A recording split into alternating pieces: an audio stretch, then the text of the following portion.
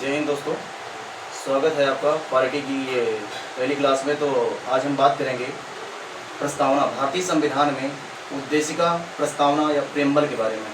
तो इसमें हम आपको बताएंगे प्रस्तावना से बनने वाले या प्रियम्बल या उद्देशिका जिसको कहते हैं, इससे बनने वाले क्वेश्चन क्या क्या हो सकते हैं, इस बात को हमें समझना है। ठीक है, तो एक एक बात करते हैं हम लोग। प्रस्तावना क्या है?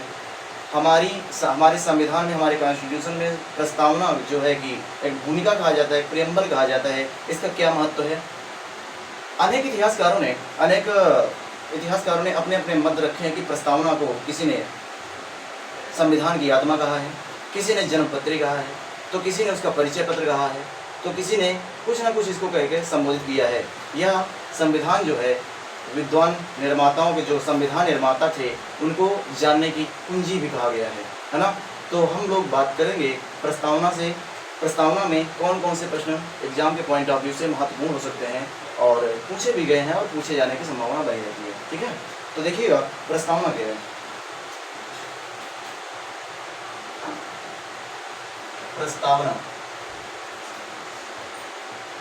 प्रस्तावना इसको हम उद्देशिका भी कहते हैं, उद्देशिका है ना। इंग्लिश में इसको प्रियम्बल बोलते हैं,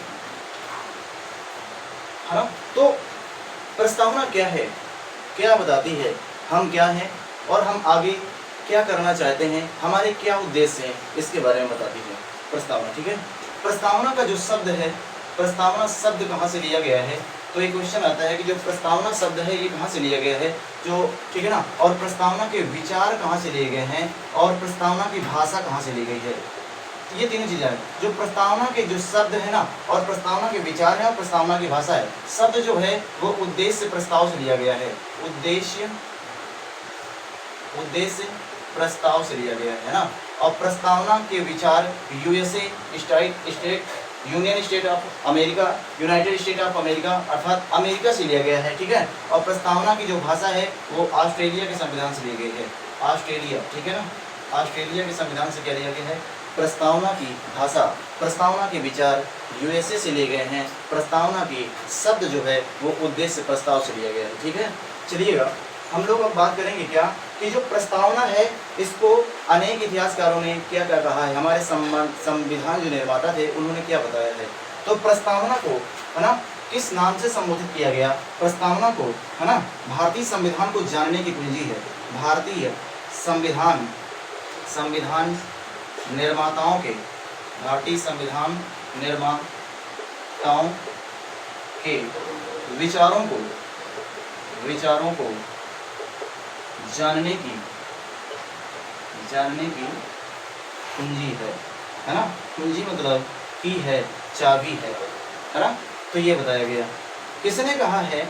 अब ये क्वेश्चन बन जाता है कि किसने कहा है कि संविधान की जो प्रस्तावना है वह क्या है? राजनीतिक जन्मपत्री है ना। किसने कहा है कि संविधान जो प्रस्तावना है वह संविधान का परिचय पत्र है। तो प्रस्तावना को संविधान का परिचय पत्र किसने कहा है? संविधान का परिचय पत्र, आइडेंटिटी कार्ड, परिचय पत्र किसने कहा है? बता देंगे, एम एन पालकी वाला ने कहा है कि क्या है? प्रस्तावना संविधान का परिचय है। प्रस्तावना क्या है? प्रस्तावना राजनीतिक जन्मपत्री है। राजनीतिक, सारे क्वेश्चन इंपॉर्टेंट हैं। राजनीतिक जन्मपत्री है। ये किसने कहा है? प्रस्तावना को राजनीतिक जन्मपत्री किसने कहा है? आप बता देंगे कि एम मुंशी ने कहा है। कन्हैयालाल मणिकलाल मुंशी का पूरा नाम है। के एम मुंशी ने क्या कहा है कि प्रस्तावना जो है राजनीतिक जन्मपत्री है। किसने कहा है कि प्रस्तावना को संविधान की आत्मा किसने कहा है ना। प्रस्तावना को संविधान की आत्मा किसने कहा है? आप बता देंगे, प्रस्तावना को संविधान की आत्मा, प्रस्तावना को संविधान की आत्मा किसने कहा है ना, सोल, आत्मा किसने कहा है? तो आप बता देंगे हिदायतुल्लाह ने। हिदायतुल्लाह किसने कहा है? हिदायतुल्लाह ने क्या बताया है? प्रस्तावना को क्या बताया है? आत्मा बताया है, संविधान की आत्मा प्रस्तावना। जबकि डॉक्टर भीमराव अंबेडकर ने आर्टिकल 32 अर्थात संवैधानिक उपचारों के अधिकार को संविधान की आत्मा कहा है, जबकि प्रस्तावना को संविधान की आत्मा हिदायतुल्लाह ने कहा है। ठीक है, इंपॉर्टेंट क्वेश्चन यहाँ से बन जाता है कि प्रस्तावना को संविधान की का परिचय पत्र किसने कहा है? आप बता दें, एम एन पालकी वाला ने कहा है। और राजनीतिक जनपत्री किसने कहा है? के एम मुंशी ने कहा है ना। अब इसके बाद ये क्वेश्चन पूछे जाते हैं, तो सारे इंपॉर्टेंट क्वेश्चन यहाँ से बनने वाले क्या होते हैं कि प्रस्तावना एक बेरूवाड़ी संघ, बंगाल का एक क्षेत्र पड़ता है बेरूवाड़ी संघ, बेरूवाड़ी क्षेत्र है, उस केस में आया कि जो प्रस्तावना है वो संविधान का अंग नहीं है। क्या नहीं है? प्रस्तावना संविधान का अंग नहीं है। किस में बताया गया है? तो एक केस आया, केस क्या आया था कि बेरूवाड़ी केस, इसमें बताया गया क्या, इसमें केस आया क्या कि संविधान प्रस्तावना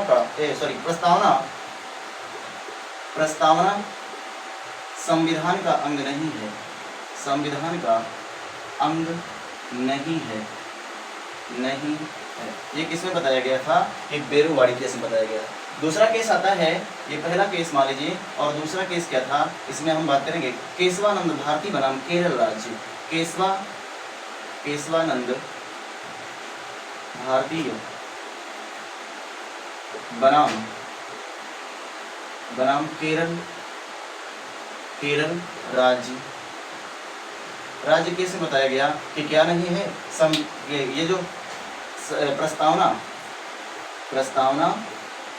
संविधान का अंग है, ये बताया गया कि संविधान का अंग है और इसमें संशोधन किया जा सकता है। और संशोधन क्या होता है? अमेंडमेंट किया जा सकता है, संशोधन किया जा सकता है, संशोधन किया जा सकता है, इसमें बताया गया था, है ना। तो एक केस आप याद रखिएगा कि किस केस में बताया गया था कि जो संविधान की प्रस्तावना है ना, उसमें संशोधन नहीं हो सकता है, उसका अंग ही नहीं है, हमारे कॉन्स्टिट्यूशन का भाग ही नहीं है, तो हम उसमें क्या नहीं कर सकते हैं? संशोधन नहीं कर सकते हैं, अमेंडमेंट नहीं कर सकते हैं। संविधान संशोधन की बात करें 368 में आता है, कहाँ से लिया गया है, इस सारे क्वेश्चन इंपॉर्टेंट हो जाते हैं। ठीक है ना।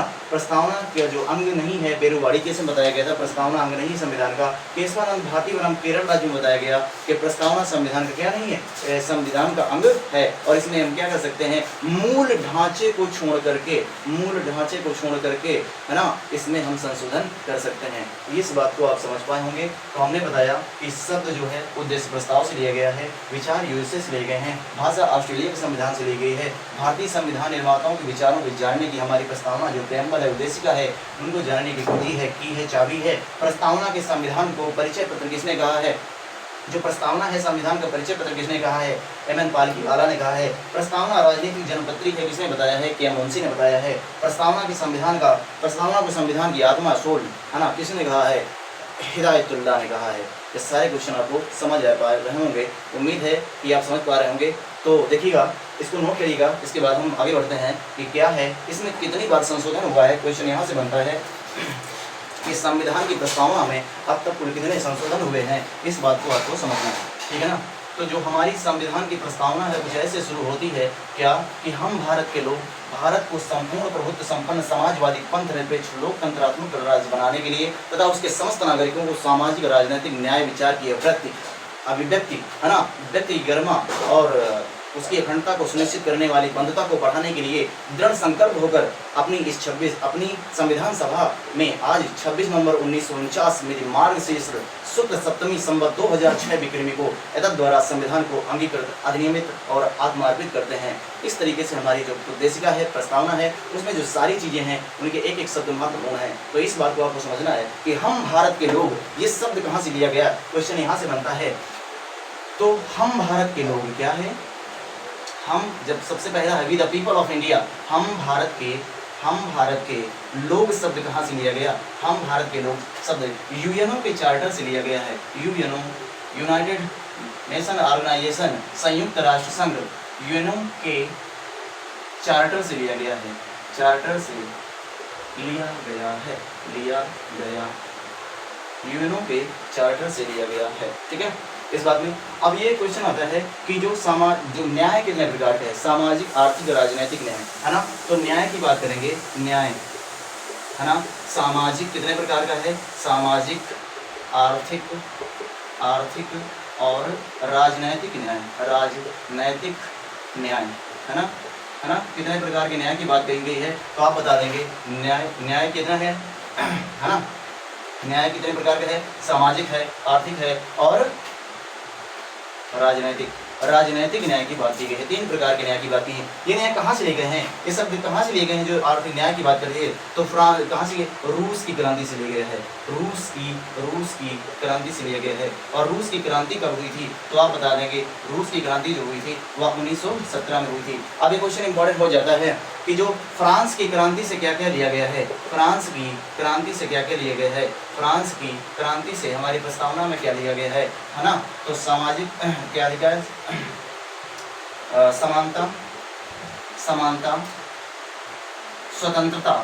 स्वतंत्रता और बंधुत्व की, ये सारी चीज़ें कहने की फ्रांस की क्रांति से ली गई। और फ्रांस की क्रांति कब हुई थी, 1789 एडी में हुई थी, ईस्वी में हुई थी। इस बात को समझना है ना। ये सारी चीज़ें समझ में आ रहा होगा आपको, उम्मीद है। तो देखिएगा कि इसमें कितनी बार संशोधन हुआ है, इसमें लोकतंत्र क्या है, संपूर्ण प्रभुत्व क्या है। संपूर्ण प्रभुत्व, लोकतंत्र का मतलब होता है जनता का शासन, जनता द्वारा, जनता के लिए, है ना। गणतंत्र का मतलब होता है किसी भी पद का, सर्वोच्च पद का वंशानुगत न होना, है ना।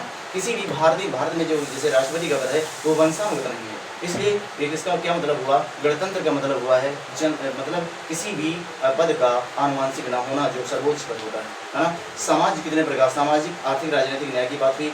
और हमारे यहाँ जो राज्य की बात कही है, जो पंथ निरपेक्ष राज्य है ना, कौन कौन से पंथ निरपेक्ष, हमने जो लिया ना, समानता, स्वतंत्रता और बंधुत्व, पंथ निरपेक्ष जिसे बात की है ना, तो ये कहाँ से लिया गया है। पंथ निरपेक्ष कितने प्रकार, देखो राज्य 3 प्रकार का होता है, सात्विक, सैद्धांतिक और नास्तिक। ठीक है, इस तरीके से। तो इसमें संशोधन पूछा जाता है, भारतीय संविधान की प्रस्तावना संशोधन कितना हुआ है, 1 बार हुआ है। संशोधन कितने बार हुआ, 1 बार। 1 बार क्या हुआ है, संशोधन हुआ है, अमेंडमेंट हुआ है। संशोधन कितनी बार हुआ है, 1 बार। 1 बार संशोधन हुआ है ना। और कब हुआ, तो बता देंगे कौन सा संशोधन नंबर था, 42वां संविधान संशोधन, 42वां 42 नंबर का कब हुआ, 1976 में।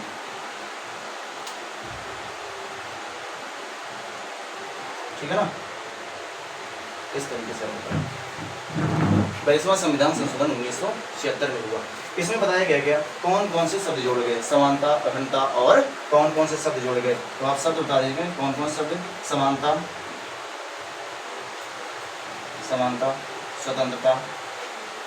स्वतंत्रता और पंथ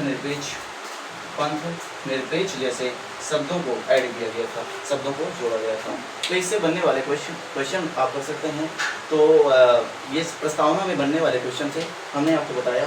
इस तरीके से आप लोग देखते रहिएगा और हम सारी वीडियो आपको डालते रहेंगे, जिसमें पॉलिटी, हिस्ट्री, इकोनॉमी, ज्योग्राफी हम पढ़ाते रहेंगे। जीएस का कंप्लीट बैच यहाँ पर चलने वाला है। तो आपको ये बताना चाहते हैं कि बने रहिएगा, सब्सक्राइब करिएगा, लाइक करिएगा और थैंक यू।